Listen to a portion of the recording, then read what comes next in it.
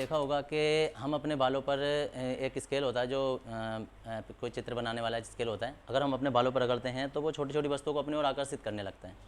या हमारे पास ये मार्कर है, मार्कर को हम किसी चीज़ पर रगड़ें तो ये भी छोटी छोटी वस्तुओं को अपनी ओर आकर्षित करने लगेगा। और कोई बहुत सारी वस्तुएं हमारे पास, जैसे कि हमारे पास स्केल हो गया, कोई माइका हो गई, कोई लकड़ी हो गई, या कोई स्केल हो गई, कोई प्लास्टिक हो गया, कोई पॉलीमर हो गया, पॉलीथीन हो गई, या हमारे पास कांच हो गया, लेड है, हमारे पास ऊन है, स्टील है, रबड़ है। बहुत सारी ऐसी चीज़ें हैं कि अगर जो हम इन्हें आपस में रगड़ें तो कौन सा आवेश उत्पन्न होगा, या अगर आवेश उत्पन्न होगा तो धनात्मक कौन सा होगा, ऋणात्मक कौन सा होगा।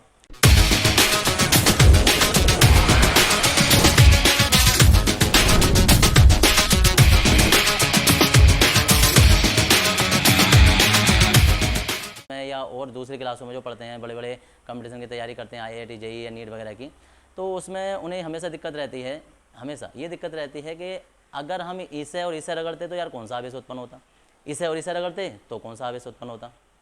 यही सब जानने के लिए आज एक अलग से थोड़ा हटके वीडियो बनाना पड़ रहा है मुझे। कैट अकेडमी में हमारा एक कैट अकेडमी कोचिंग सेंटर है, लर्निंग ऐप्स है अपना भी, एंड्रॉयड ऐप्स, जो कि तुम्हें प्ले स्टोर पर आराम से उपलब्ध हो जाएगा।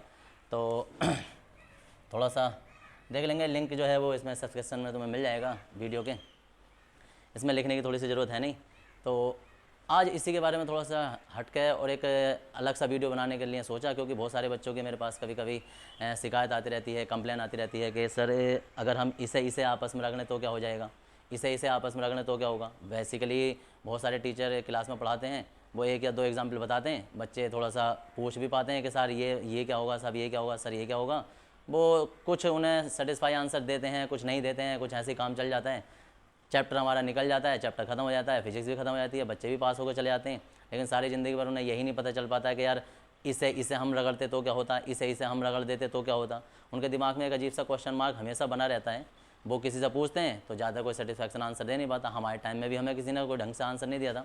इतने सारे अब गूगल है या और इतने हमारे पास सोशल मीडिया है जिससे कि हम थोड़ा और भी सर्च कर सकते हैं, लेकिन ज़्यादातर बच्चों को इस बारे में थोड़ी डिटेल पता नहीं हो पाती। इसलिए आज एक थोड़ा सा हटके बताने का कुछ मन हुआ कि आज बच्चों को थोड़ा सा एक अजीब तरीके से बताते हैं। एक ऐसी ट्रिक बताता हूँ मैं आपको जिससे तुम किसी भी वस्तु को तुम सोच सकते हो और देख सकते हो कि भाई साहब ये वस्तु जो है वो अगर हम इसे रगड़ें तो आवेश तो आएगा, वो हर कोई जानता है आवेश आएगा, लेकिन धनात्मक किस पाएगा और ऋणात्मक किस पाएगा, वो देखने की बात होती है। काम की चीज़ जो है वो यही है। क्वेश्चन जो होता है वो कोई बच्चा या कोई भी तुमसे सीनियर जो है वो हमेशा एक क्वेश्चन तुमसे ये पूछेगा भाई कि अगर इसे और इसे आपस में रगड़ें तो किस पर धनावेश आएगा, किस पर ऋणावेश आएगा। इसके लिए हमारे पास एक टेबल है और उस टेबल को याद करने की एक शॉर्ट ट्रिक है जिससे कि तुम ज़िंदगी में कभी नहीं भूलोगे। एक बार पढ़ो और ज़िंदगी भर के लिए याद रखो कि वो ट्रिक जो है वो क्या है। दरअसल ऐसा नहीं है कि ये एक नाम या कहीं टेबल मिल नहीं सकती, मिल जाती है, लेकिन होता क्या है अगर आप कहीं नेट पे भी सर्च करेंगे तो कभी 10 नामों की टेबल होती है, कोई 15 नामों की टेबल होती है, कोई 5 नाम की टेबल होती है, उसमें भी क्रम थोड़ा सा गड़बड़ होता है। इससे क्या होता है कि एक कंप्लीट मैक्सिमम मैंने ज़्यादातर वस्तुओं को एक क्रम में लगाकर एक टेबल बनाई है, कुछ इधर से है कुछ उधर से, कहाँ से बना के एक टेबल कंप्लीट की है जिसमें कि मैक्सिमम हमारे आसपास जो वस्तुएं उपलब्ध हैं वो सारी कवर्ड हो जाएंगी। जब ये हो जाएंगी तो इससे क्या होगा कि बच्चों को एक आइडिया हो जाता है कि किस वस्तु पर रगड़ने से या दो वस्तुओं को आपस में रगड़ने से किस पर धनावेश आएगा, किस पर ऋणावेश आएगा। अगर हम इस मार्कर को ही अपने बालों से रगड़ने लगे तो हमारे बालों पर कौन सा आवेश जाएगा और मार्कर पर कौन सा आवेश जाएगा। ये सब जानने के लिए एक टेबल है जिसे थोड़ा सा ध्यान से देखेंगे और समझेंगे कि आवेश कैसे कैसे उत्पन्न होते हैं और कैसे कैसे किस पर धनावेश आता है, किस पर ऋणावेश आता है। देखिए, सबसे पहले हम बात करते हैं, जो सबसे ऊपर नाम आता है वो आता है हेयर, उसके बाद आता है स्किन, स्किन के बाद आता है गिलास, फिर आता है लेदर, फिर आता है रैबिट्स, फर, जो खरगोश के बाल होते हैं, रैबिट्स फर। फिर आता है क्वार्ट्स, क्रिस्टल होता है एक क्वार्ट्स,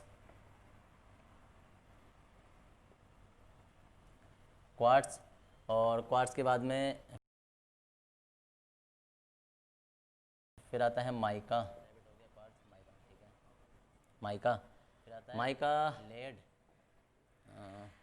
के बाद में आता है फिर कैट्स फर हो गया, फर, थोड़ी सी हमारी स्पेलिंग गलत हो रही, फर, कैट फर हो गया। क्या क्या कहा, फिर आता है सिल्क, सिल्क के बाद में आता है एल्यूमिनियम, एल्यूमिनियम, फिर आता है पेपर, फिर आता है कॉटन, फिर आता है वूल, स्टील, वुड, एल्यूमिनियम हो गया,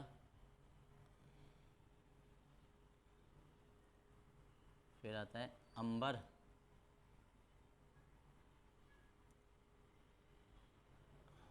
रबड़, और ये रबड़ के बाद में आ जाता है सल्फ़र। कोई सी स्पेलिंग छोटी मोटी कुछ एरर हो तो वो अपना आप देख लेना, ऐसी बात तो सब सही है। सल्फ़र, सल्फ़र के बाद आ जाता है ब्रास, एंड ये एक ही लाइन में होते हैं, ब्रास और सिल्वर। फिर इसके बाद आ जाता है प्लेटिनम, प्लेटिनम, और इसी के साथ में आ जाता है गोल्ड, प्लेटिनम गोल्ड यह आता है। फिर इसके बाद आता है सिलिकॉन, सिलिकॉन, और सिलिकॉन के बाद में आता है टेफ्लॉन, और टेफ्लॉन के बाद आता है इबोनाइट, सिलिकॉन, गोल्ड पिटी। थोड़े से 3 नाम रह गए, थोड़ी जगह हमारे पास है नहीं, फिर भी देख लो। पॉलिस्टर, पॉलिस्टर, पॉलीथीन, और ये पीवीसी, ये पाइप होते हैं पीवीसी के, पीवीसी। और पीवीसी के बाद दरअसल अभी कुछ नाम रह गए हैं, देख लेना, सिलिकॉन, सिलिकॉन, टेफ्लॉन, और इबोनाइट, इबोनाइट। काउंट कर लेते हैं, 1 2 3 4 5 6 7 8 9 10 11 12 13 14 15 16 17 18 19 20 21 22 23 25 26 27। ये 27 नामों की कंप्लीट एक टेबल आ जाती है तुम्हारे पास। इस 27 नामों में ही तुम्हें सब कुछ जो राज छुपा है वो इन्हीं नामों में छुपा है।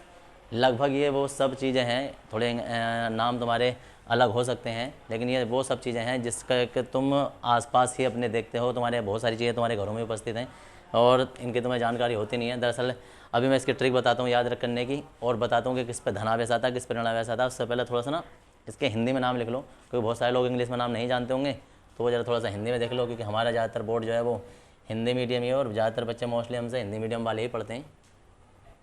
तो उन्हीं के लिए थोड़ा देखते हैं, इंग्लिश मीडियम वाले बच्चे भी इससे देख सकते हैं, तो इंग्लिश और हिंदी दोनों के लिए हो जाएगा।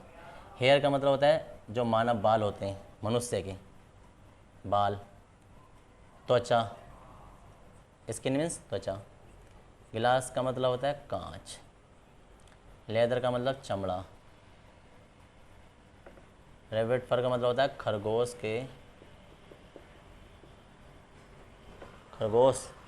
के बाल। क्वार्ट्स एक पत्थर जैसा टुकड़ा होता है, क्वार्ट्स। ये घड़ी वगैरह मोस्टली पाया जाता है, क्वार्ट्स क्रिस्टल की घड़ी बनती है। माइका, माइका दरअसल ये लकड़ी होती है। दरअसल ये बोर्ड जो हमारा ये माइका का ही है, जो फ्रंट पे ये चिकना सा सन वाली जो इसमें चमक होती है थोड़ी सी, या थोड़ा चिकना सा पृष्ठ जो होता है लकड़ी का, वही ये माइका होती है। तो ये माइका। इसके बाद आता है लेड। लेड की अगर जो हम बात करें तो लेड मीन्स होता है शीशा। इसके बाद बिल्ली के बाल। दरअसल कोई कैट हेयर क्यों नहीं लिखा है, इसके एक थोड़ी बायोलॉजिकल फैक्ट होता है कि इन्हें फर ही क्यों कहते हैं और बाल ही क्यों कहते हैं, वो तुम कभी अलग से कोई टॉपिक आएगा तो उसमें बताएंगे कि फ़र में और बाल में अंतर क्या होता है। होते बाल ही हैं फर भी, वो दरअसल फ़र का मतलब पंख से होते हैं कुछ इस तरीके के। तो वो इसकी एक डीपली अलग सी बात है कि किन किन जानवरों के बालों को हम फ़र कह सकते हैं, किन के लिए हम सिर्फ फर ही लगा सकते हैं। सिल्क का मतलब होता है रेशम। एल्युमिनियम, एल्युमिनियम को तो सब जानते ही हैं, जो घरों में हमारे ज़्यादातर बर्तन वगैरह होते हैं, एल्युमिनियम। पेपर, इसे कौन नहीं जानता, कोई भी हमारे पास कागज़ जो होता है। पेपर, कॉटन का मतलब सूती वस्त्र जो होते हैं हमारे पास, सूत। और जी ये ऊन होती है, ऊन। स्टील का मतलब लोहे का ही एक रूप होता है ये। और जी वुड का मतलब होता है लकड़ी। अंबर, अंबर तो अंबर होता ही है तुम्हारे पास। अंबर का मतलब आकाश नहीं है, दरअसल एक ये वस्तु होती है जो कि किसी भी वस्तु पर रगड़ने पर ये आवेश आ जाता है इस पर, अंबर। सॉरी, अंबर। रबड़, सब जानते हैं। दरअसल रबड़ ना कई प्रकार की होती है, हार्ड रबड़ होती है, सॉफ्ट रबड़ होती है, तो वो तुम थोड़ा सा रबड़ ही समझना बस सब। सल्फ़र, वरना इसका थोड़ा सा और डीपली होती है कि सॉफ्ट रबड़ होती है, हार्ड रबड़ पर थोड़ा ऐसा आवेश आता है, इसके इलेक्ट्रिकल होती है, लेकिन इतनी ज़्यादा डीपली जाने की ज़रूरत होती नहीं है। ब्रास का मतलब होता है पीतल। और सिल्वर का मतलब होता है चांदी। प्लेटिनम, प्लेटिनम जिसकी ज्वेलरी बनाई जाती है, वाइट गोल्ड भी कहते हैं इसे, प्लेटिनम। एंड सोने को तो हर कोई जानता है, सोने वाला नींद वाला सोना नहीं है ये, सोना मतलब ज्वेलरी जिससे बनती है। पॉलिस्टर की बात आती है, पॉलिस्टर का मतलब क्या होता है, कपड़े, वस्त्र, ये साड़ी वाड़ी वगैरह में ये एक धागा ही होता है पॉलिस्टर, तो ये कपड़ों के लिए यूज़ किया जाता है पॉलिस्टर। पॉलीथीन का मतलब होता है पिन्नी, जो कि हमारे पॉलीथीन वाले बैग होते हैं, अब तो बैन हो गई है लेकिन फिर भी कहीं कहीं देखने मिल जाती है। पीवीसी जो होते हैं ना, ये जो नल के पाइप होते हैं, ये इससे याद रखना तुम, पीवीसी पाइप होते हैं ये, तो पीवीसी पाइप। अब यहाँ जाता है सिलिकॉन, सिलिकॉन तो अर्धचालक होता ही है, अर्धचालक ऐसा ही से दर्शाते हैं इसे। टेफ्लॉन, टेफ्लॉन ये जो इलेक्ट्रिकल वायर होते हैं इनके ऊपर भी टेफ्लॉन का प्लास्टिक, ये प्लास्टिक होता है, एक तरीके से बहुलक होता है ये टेफ्लॉन। केमिस्ट्री में इसका चैप्टर होता है, 15वां चैप्टर होता है तुम्हारा बहुलक वाला, तो उसमें इसमें टेफ्लॉन बनाने की विधि वगैरह भी कराई जाती है। जब कभी अकेडमी की तुम कैट अकेडमी क्लास देखोगे तो उसमें तुम्हें बड़ी तसल्ली से बताया जाता है बहुलक का, इसका टेफ्लॉन का कहाँ कहाँ यूज होता है। टेफ्लॉन टैप भी आते हैं। एवोनाइट, ये भी एक वस्तु होती है जिसमें एवोनाइट की छड़ भी हो सकती है, वस्तु भी टोटल वैसे भी हो सकती है जो हमें नॉर्मली ऐसे मिल सकती है, जिसे हम पकड़ सकते हैं हाथ में। एवोनाइट हो गया। इस तरह के हमारे पास ये 27 वस्तुएं होगी। 27 वस्तुओं को आपस में रगड़ने पर इनमें से कोई से किसी से भी रगड़ेंगे।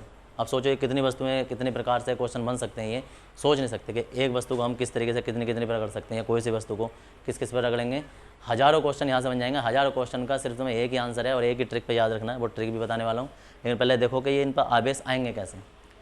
दरअसल हमेशा किसी भी वस्तु से ऊपर वाली वस्तु, जो ऊपर स्थित वस्तु होगी उस पर हमेशा धनावेश आएगा, और जो नीचे स्थित वस्तु होगी उस पर हमेशा ऋणावेश आएगा। बड़े ही ढंग से याद रखना, ऊपर स्थित वस्तु पर धनावेश आएगा, नीचे स्थित वस्तु पर ऋणावेश आएगा। कब आएगा? जब उन दोनों वस्तुओं को आपस में रगड़ा जाता है। सोचो एग्जाम्पल के तौर पर कि हमारे पास ये सिल्क है, रेशम, और ये हमारे पास है ये माइका।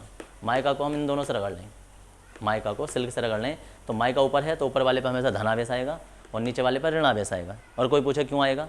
क्योंकि इन दोनों वस्तुओं में से जिसमें इलेक्ट्रॉन त्यागने की क्षमता अधिक होती है, इलेक्ट्रॉन त्यागने की क्षमता, तो उस पर हमेशा धनावेश आ जाता है। जिसमें इलेक्ट्रॉन ग्रहण करने की क्षमता अधिक होती है, मतलब जो जल्दी से इलेक्ट्रॉन ग्रहण कर लेती है, उस पर हमेशा ऋण आता है। तो वो तुलना होती है। अभी देखो सिल्क पर ऋणावेश, अभी सिल्क को हम इससे रगड़ने लगे तो सिल्क पर हमेशा, सिल्क मतलब रेशम पर प्लस आ जाएगा, फिर वुड पर माइनस आ जाएगा। तो हमेशा अपने से ऊपर वाली वस्तु पर धनावेश आएगा और अपने से जस्ट नीचे वाली वस्तु पर ऋणावेश आएगा। अब इनमें से तुम कोई सी वस्तु को आपस में रगड़ दो, जैसे कि हमारे पास ये है सल्फर है, सल्फर को हम इससे रगड़ने लगे, स्किन से रगड़ने लगे, तो स्किन पर हमेशा धनावेश जाएगा और सल्फर पर हमेशा ऋणावेश जाएगा। इतना बड़ी सिंपल तरीके से क्लियर हो जाना चाहिए तुम्हारा कि अपने से जस्ट कोई सी भी एक वस्तु पकड़ो, उससे ऊपर वाली वस्तु हमेशा धनात्मक होगी, उससे नीचे वाली वस्तु हमेशा ऋणात्मक होगी। इससे हमारे पता ना हज़ारों क्वेश्चन का आंसर मिल जाएंगे। अब कोई भी तुमसे पूछेगा कि भाई इसे रगड़ने से क्या हुआ, तो तुम्हारा आंसर टेबल में देख सकते हो। और थोड़ा सा अपना आप आइडिया भी लगा सकते हो कि यार ये अच्छा है, इनमें से टेबल ध्यान में होनी चाहिए कि अच्छा ये कौन सा ऊपर है कौन सा नीचे है। तो ऊपर वाले पे हमेशा धनात्मक, नीचे वाले पे हमेशा ऋणात्मक। कारण पूछे तो बता देना इसमें इलेक्ट्रॉन त्यागने की क्षमता अधिक होती है, फटाक से इलेक्ट्रॉन त्याग देता है। और ये क्यों त्याग देते हैं जल्दी से, इसके अलग अलग ऊर्जा का स्तर होता है। ये कभी केमिस्ट्री में डिटेल में बताएंगे, कभी एकेडमिक क्लास चलेगी तो। फिलहाल अभी हम इसमें देखेंगे, इसमें भी यही है। दरअसल ये 3 नाम जो हैं वो इसके नीचे हैं, जगह ना होने की वजह से ये 3 नाम जो है वो हमने यहाँ लिख दिया, वरना तीनों नाम इसके नीचे हैं। जब तुम कॉपी पे इन्हें उतारोगे तो ये तीनों नाम इसी के नीचे आ जाएंगे। ये है। तो अगर जो इन दोनों में से देखें तो ऊपर वाली पे हमेशा प्लस आएगा, नीचे वाली पे माइनस। अगर जो हम सिलिकॉन को इससे रगड़ें तो ये ऊपर मानी जाएगी स्टील, तो स्टील पे प्लस, इस पर माइनस। कभी कभी ऐसा देखा गया है, मतलब ऐसा होता भी है कि जैसे हम वुड को और ये वूल को, ऊन को और लकड़ी को जब आपस में रगड़ते हैं तो इन पर आवेश बहुत कम आता है। कम आता है मतलब नगण्य नहीं आता है, एक तरीके से उदासीन ही रहती है ये। कुछ एक दो वस्तु हैं जो कि हमेशा उदासीन थोड़ी सी रहती हैं, इन पर कितना भी रगड़ने तो बहुत जल्दी आवेशित होती नहीं है। लेकिन मोस्टली इनमें से सारी वस्तुएं जो सब आवेशित हो जाती हैं, जितना भी इन्हें रगड़ेंगे तो इन पर ये आवेश आ जाएगा, कोई सी वस्तु पर भी। अब बात आती है इसे याद रखने की ट्रिक क्या होगी।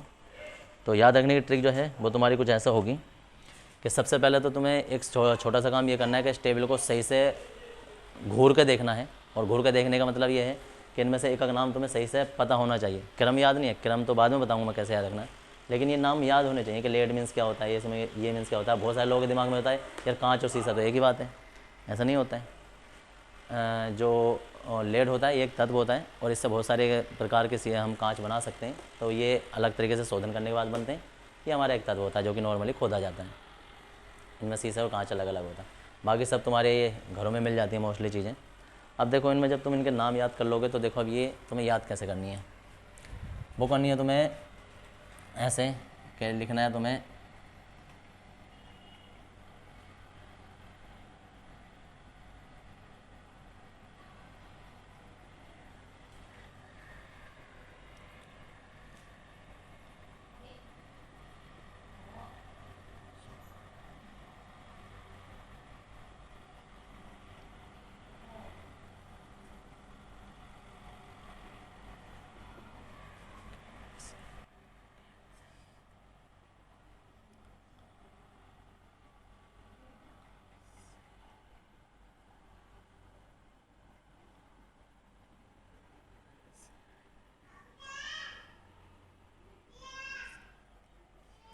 यहाँ गया, ये है HSGLRA। अब दरअसल क्या है कि हमने इनके थोड़े से इनिशियल शब्द ही लिए हैं, कुछ के थोड़े ज़्यादा लिए हैं, कुछ के कम लिए हैं। इस तरीके से हमने ये लिख दिया है कि HSGLRA QMLE है, ये कैट है, ये SI है, ये APCWSWAM ये एक साथ है, RSBOS। देखने में बड़ा हार्ड सा नाम लग रहा है लेकिन अभी पता चलेगा तुम्हें। फिर इसके बाद जो यहाँ तक हम आ चुके हैं, इसके बाद आता है ये PT।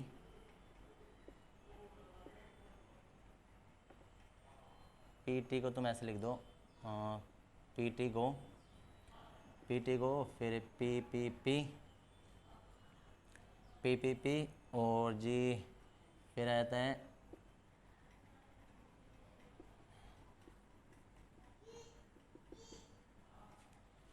कोई नाम छोटा तो नहीं है, देख लेना। ठीक है। अब दरअसल हमारे पास जब ये हमने सब लिख दिए हैं, ये PT है, ये गो है, PP SITE और इबोनाइट ये पूरा अलग है। अब दरअसल ये टुकड़ा हमें अलग रखना है, ये वाला पार्ट हमारे पास अलग हो जाएगा, ये पूरा पार्ट अलग होगा और ये हमारे पास अलग होगा। इसे थोड़ा सा हम और नीचे करके लिख दें कि PT गो और PPP SIT और इबोनाइट, ये पूरा टुकड़ा हमारा अलग हो जाता है। अब देखो इसे याद रखने की ट्रिक क्या है। याद रखने की ट्रिक है इसकी हंस जा लारा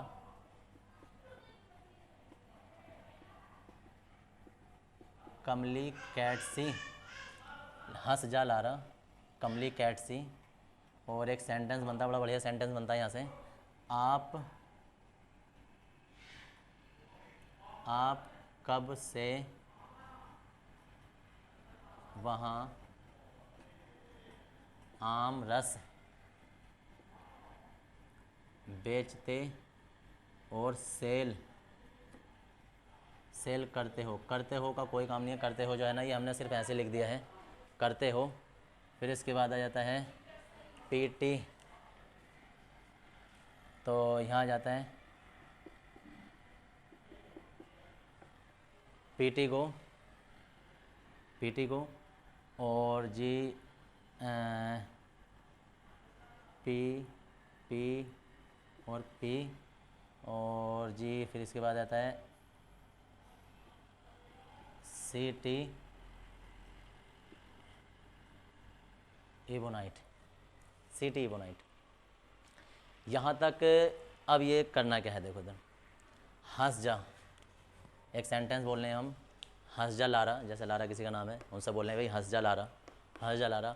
कमली कैट सी, कमली कैट सी, और किसी से ऐसे क्वेश्चन पूछ रहे हैं कमली कैट सी, तो तुम्हें याद रखना कि कमली कैट सी है।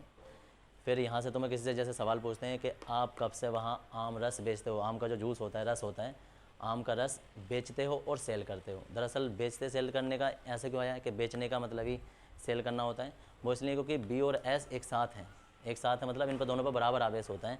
यहाँ का जो तुम इसमें देखोगे तो जो ब्रास है, सिल्वर, इन दोनों पर बराबर आवेश है, आपस में रगड़ने से कोई आवेश नहीं देंगे, लेकिन इन दोनों में के पावर बराबर रहती है। ऐसे इन दोनों की प्लेटिनम और गो की बराबर रहती है।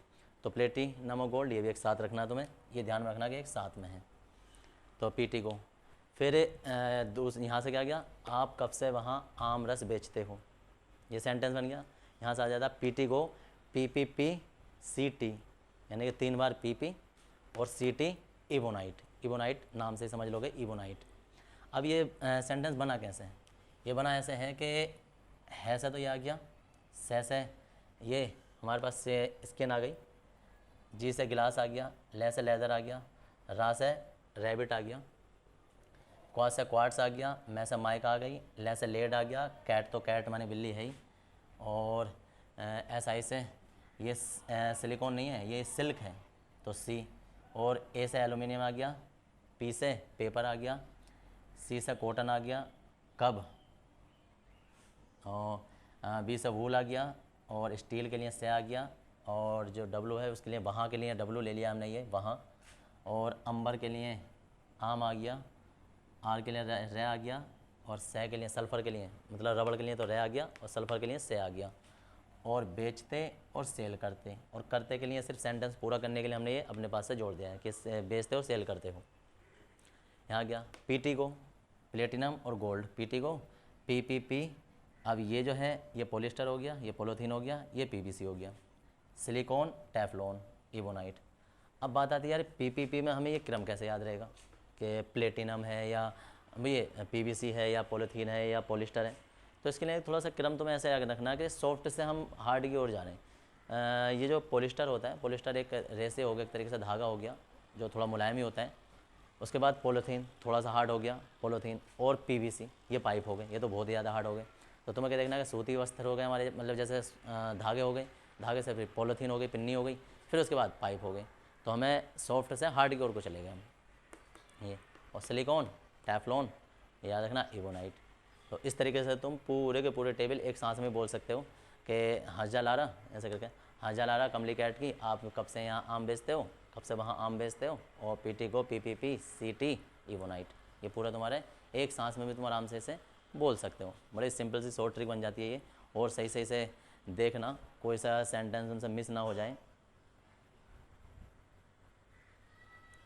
कोई सा भी सेंटेंस इसमें मिस ना हो जाए। तो इसे उतार लेंगे, और कोई सेंटेंस का नाम आता है, कोई सा भी तत्व या कोई सी वस्तु का नाम जो वो मिस ना हो जाना चाहिए। क्योंकि ये बार बार ट्रिक बनाने का मेरा कारण ये था कि बच्चों को कन्फ्यूजन इतना रहता है, पता ही नहीं चल पाता है कि पूरे साल फिजिक्स पढ़ के निकल जाते हैं, टीचर भी एक्सप्लेन नहीं कर पाते, कोई बताता नहीं, किताबों में भी टेबल वगैरह नहीं होती है ये, और बच्चे हमेशा क्वेश्चन ऐसे ही पूछते रहते हैं। बड़े बड़े एग्जाम में भी पूछ सकते हैं, कोई भी कहीं भी क्वेश्चन आ सकता है, कोई चलते फिरते पूछ लेता है, या तुम ही किसी से क्वेश्चन पूछ सकते हो। तो उसके लिए तुम्हारे पास सबसे बेस्ट तरीका होता है अपने ऊपर किसी के ऊपर एक क्वेश्चन चढ़ाने का, कि तुम इनमें से कितने हज़ार क्वेश्चन बना सकते हो। अगर टेबल तुम्हारे दिमाग में याद है, रिवाइंड कर सकते हो, तो पता नहीं कितने भयंकर भयंकर तुम्हारे पास क्वेश्चन बन सकते हैं कि बता इससे अगर जो हम करेंगे तो कौन सा आवेश बन जाएगा, बता उस पर कौन सा आएगा, उस पर कौन सा आएगा। अब तुम यहाँ से सीधा यहाँ से उठाओगे यार, हम पॉलीथीन को बता गिलास से रगड़ेंगे, बता कौन से पे कौन सा आवेश आएगा। तो अक्सर बच्चे कोचिंग क्लासों में भी या अकेडमी में या चलते फिरते भी या फ़ोन पे मुझसे अक्सर पूछ लेते हैं, सर जी उसे और उसे रखने तो क्या होगा। मैं बताता हूँ ये इस पर यह आवेश होगा, इस पर यह आवेश होगा। फिर मुझसे पूछते हैं कैसे होगा, तो फिर मुझे यही बोलना पड़ता है भाई इसकी एक टेबल होती है। तो क्या भाई साहब हमें क्यों नहीं बताई, अब उसके लिए बताने के लिए एक अलग से टाइम चाहिए होता है, वो आज मैंने निकाला है और बच्चों के सामने ये रखा है, जिससे इन्हें पता चल पाएगा कि कौन सी वस्तु पर कब एक दूसरे को रगड़ने पर कौन सा आवेश आ जाता है। कैट अकेडमी में आज इतना ही। और डिटेल में जानने के लिए Cat Academy learning app download कीजिए अपने एंड्रॉयड ऐप्स में, गूगल प्ले स्टोर से, एंड्रॉयड ऐप से, ये प्ले स्टोर से। और सारी की सारी और डिटेल में ऐसी ही बहुत सारी ट्रिक होती हैं, बहुत सारी टेबलों की, बहुत सारे जो लंबे लंबे लाइन थे फॉर्मूले सूत्र होते हैं, उनकी मैं छोटी सी ट्रिक बना देता हूँ ताकि बच्चों को फटाफट याद रहे। फिजिक्स में भी, केमिस्ट्री में भी, 2 सब्जेक्ट तो खुद ही चलते हैं। और मैथ में भी हमारे पास 1 से अधिक मेथड से हमारे सवाल सॉल्व होते हैं और 2-2 टीचर अलग अलग तरीके से अपने मेथड समझाते हैं। एक बार जब जो तुम मैथ की क्लास लोगे और मैथ के वो तुम देखोगे तो तुम्हें अपना पता चल जाएगा कि मैथ भी बड़े ही सिंपल तरीके से पढ़ाए जाते हैं। तो ये सब है, आज के लिए इतना ही है। इसे नोट कर लेंगे। सिलिकॉन है, किसी को थोड़ा पता ना चला हो तो देख लेंगे। Thank you.